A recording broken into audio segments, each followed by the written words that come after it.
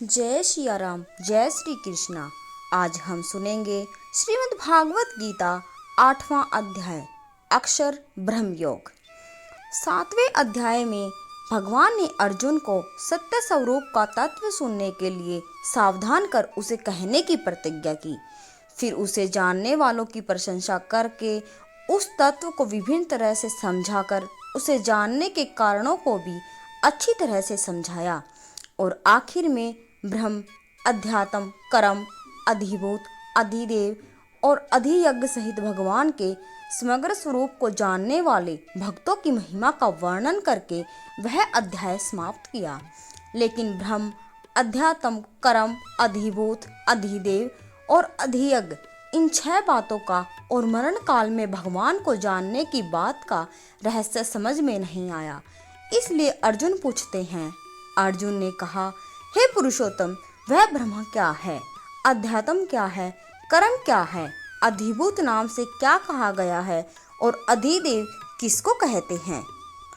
हे मधुसूदन, यहाँ अधियज्ञ कौन है और वह इस संसार में कैसे है तथा युक्त चित्त वाले पुरुषों द्वारा अंत समय में आप किस प्रकार जानने में आते हैं? श्रीमान भगवान ने कहा, परम अक्षर ब्रह्म है। अपना स्वरूप अर्थात जीवात्मा अध्यात्म नाम से कहा जाता है तथा भूतों के भाव को उत्पन्न करने वाला जो त्याग है वह कर्म नाम से कहा गया है। उत्पत्ति विनाश धर्म वाले सब पदार्थ अधिभूत हैं। हिरण्यमय पुरुष अधिदेव है और हे देहधारियों में श्रेष्ठ अर्जुन, इस शरीर में मैं वासुदेव ही अंतर्यामी रूप से अधियज्ञ हूँ। जो पुरुष अंतकाल में भी मुझको ही स्मरण करता हुआ शरीर को त्याग कर जाता है वह मेरे साक्षात स्वरूप को प्राप्त होता है, इसमें कुछ भी संशय नहीं है। हे कुंती पुत्र अर्जुन, यह मनुष्य अंतकाल में जिस की भी भाव को स्मरण करता हुआ शरीर का त्याग करता है उसको ही प्राप्त होता है, क्योंकि वह सदा उसी भाव से भावित रहा है। इसलिए हे अर्जुन, तू सब समय में निरंतर मेरा स्मरण कर और युद्ध भी कर। इस प्रकार मुझ में अर्पण किए हुए मन बुद्धि से युक्त होकर तू निसंदेह मुझको ही प्राप्त होगा। हे पार्थ, यह नियम है कि परमेश्वर के ध्यान के अभ्यास रूप योग से युक्त दूसरी ओर न जाने वाले चित्त से निरंतर चिंतन करता हुआ मनुष्य परम प्रकाश रूप दिव्य पुरुष को अर्थात परमेश्वर को ही प्राप्त होता है। जो पुरुष सर्वज्ञ, अनादि, सबके नियंता, सूक्ष्म से भी अति सूक्ष्म, सबके धारण पोषण करने वाले अचिंत्य स्वरूप सूर्य के सदर्श नित्य चेतन प्रकाश रूप और अविद्या से अति परे शुद्ध परमेश्वर का स्मरण करता है, वह भक्ति युक्त पुरुष अंतकाल में भी योग बल से बरकटी के मध्य में प्राण को अच्छी प्रकार स्थापित करके फिर निश्चल मन से स्मरण करता हुआ उस दिव्य रूप परम पुरुष परमात्मा को ही प्राप्त होता है। वेद के जानने वाले विद्वान जिस परम पद को अविनाशी कहते हैं, आसक्ति रहित सन्यासी महात्मा जन जिसमें प्रवेश करते हैं और जिस परम पद को चाहने वाले ब्रह्मचारी लोग ब्रह्मचर्य का आचरण करते हैं, उस परम पद को मैं तेरे लिए संक्षेप में कहूँगा।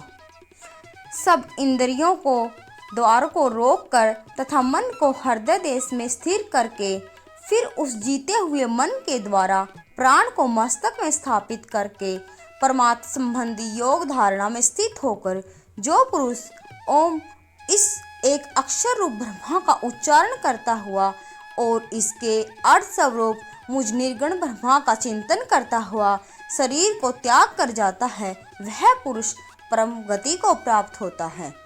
हे अर्जुन, जो पुरुष मुझ में अनन्यचित होकर सदा ही निरंतर मुझ पुरुषोत्तम का स्मरण करता है, उस नित्य निरंतर मुझ में युक्त हुए योगी के लिए मैं सुलभ हूँ, अर्थात मैं उसे सहज ही प्राप्त हो जाता हूँ।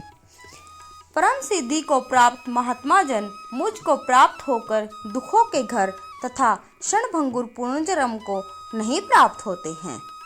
हे अर्जुन, ब्रह्मलोक सब लोग पुनरावर्ती हैं, परंतु हे कुंती पुत्र, मुझ को प्राप्त होकर पुनर्जन्म नहीं होता, क्योंकि मैं कालातीत हूँ और ये सब ब्रह्मादि के लोक काल के द्वारा सीमित होने से अनित्य हैं।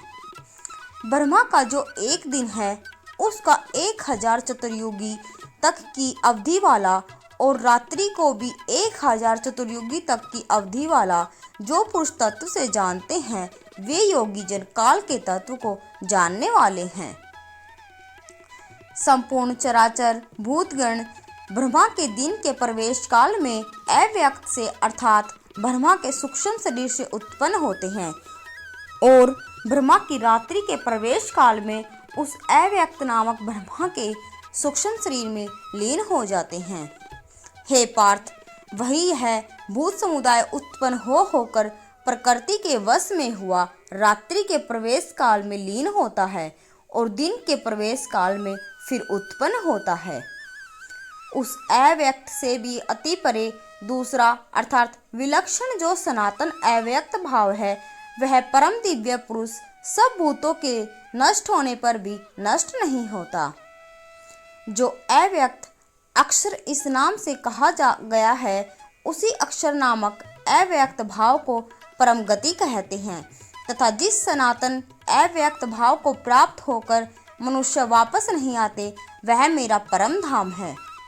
हे पार्थ, जिस परमात्मा के अंतर्गत सर्वभूत है और जिस परमात्मा से यह समस्त जगत परिपूर्ण है वह सनातन अव्यक्त परम पुरुष तो अनन्य भक्ति से ही प्राप्त होने योग्य है। हे अर्जुन, जिस काल में शरीर त्याग कर गए हुए योगी जन तो वापस न लौटने वाली गति को और जिस काल में गए हुए वापस लौटने वाली गति को ही प्राप्त होते हैं उस काल को अर्थात दोनों मार्गों को कहूँगा।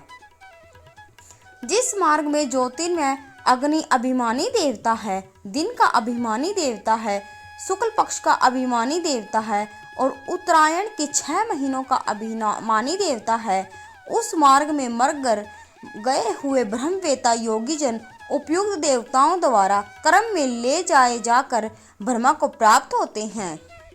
जिस मार्ग में धूम अभिमानी देवता है, रात्रि अभिमानी देवता है तथा कृष्ण पक्ष का अभिमानी देवता है और दक्षिणायन के 6 महीनों का अभिमानी देवता है, उस मार्ग में मरकर गया हुआ काम कर्म करने वाला योगी उपयुक्त देवताओं द्वारा कर्म से ले जाया हुआ चंद्रमा की ज्योति को प्राप्त होकर स्वर्ग में अपने शुभ कर्मों का फल भोगकर वापस आता है।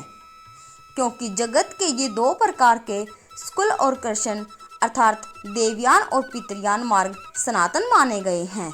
इनमें एक के द्वारा गया हुआ जिससे वापस नहीं लौटना पड़ता उस परम गति को प्राप्त होता है और दूसरे के द्वारा गया हुआ फिर वापस आता है अर्थात जन्म मृत्यु को प्राप्त होता है।